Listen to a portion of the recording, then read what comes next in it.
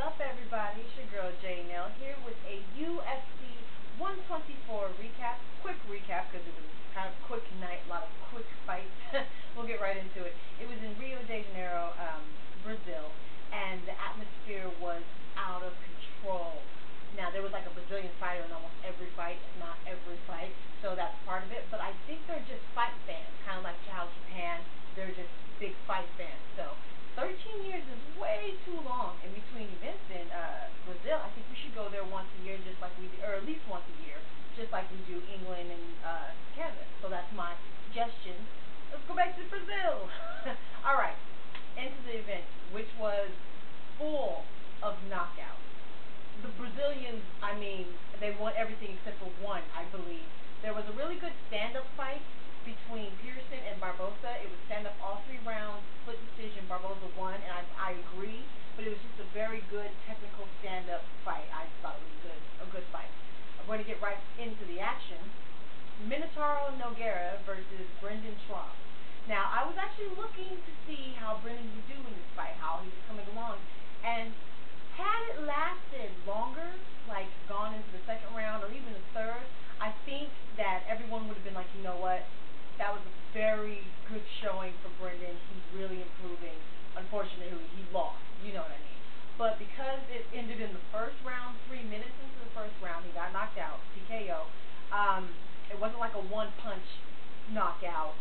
He caught, it was all of the knockouts, actually, the whole night, all of the knockouts were basically combinations and flurries.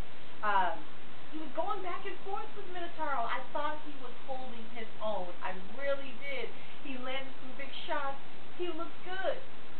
And then he got caught with a good hit on the temple from Minotauro. I believe it was a right. And that stumbled him all the way back up against the fence.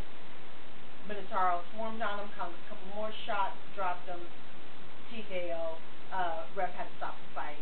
And the place exploded. They were standing on tables, standing on chairs. It was an amazing sight to see when Minotauro won. He's coming off of a bunch of injuries. He hasn't fought in about 14 months. He's healthy, so let's see where Nogueira is about to go from here. You know, let's go big nog. And Brendan Schaub, you did good. It just people didn't realize it because you didn't do good long enough. But anyway, next fight. We're going to go to Shogun Rua, Marco Shogun Rua versus Forrest Griffin.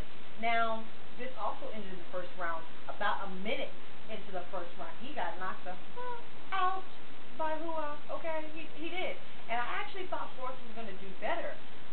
He's a really tough guy. He usually, lasts a lot longer. He looked really tight. He wasn't loose like his normal self. In the interviews, he was complaining about a lot of food and stomach issues and stuff. I don't know.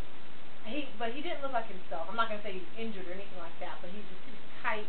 Maybe he was nervous.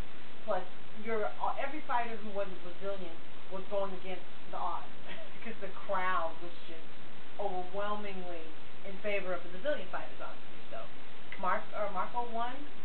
Again, I believe it was a 2-piece, but he knocked Forrest out. I mean, like limp. So, sorry, Forrest. Okay, on to the main event.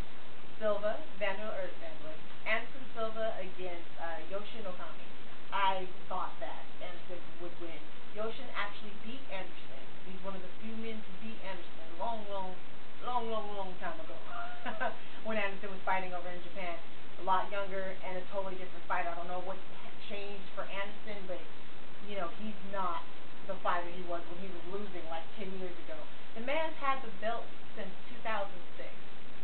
That's impressive. I didn't realize he's had it that long because he's a fighting champion. It's not like he doesn't fight. He's not a boxer. He doesn't fight once a year. He fights. 5 years he's had the belt so far. That's impressive. Second round, but he won the first.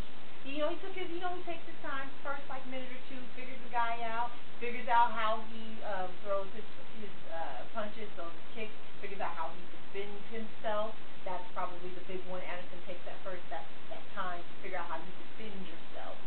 Then he drops his hands. Then he gives you that little move, where he's dodging your shots, trying to see how you throw. And then he just goes in. He doesn't throw a lot of shots. We all know Anderson Silva. Not the hardest hitter, not the quickest, but the most accurate fighter we got going today. Everything he throws hits, and he hit Okami. Hey, he won again. Anderson Silva won again. Okay. So here's my question to you. Actually, this is what the video is about for me.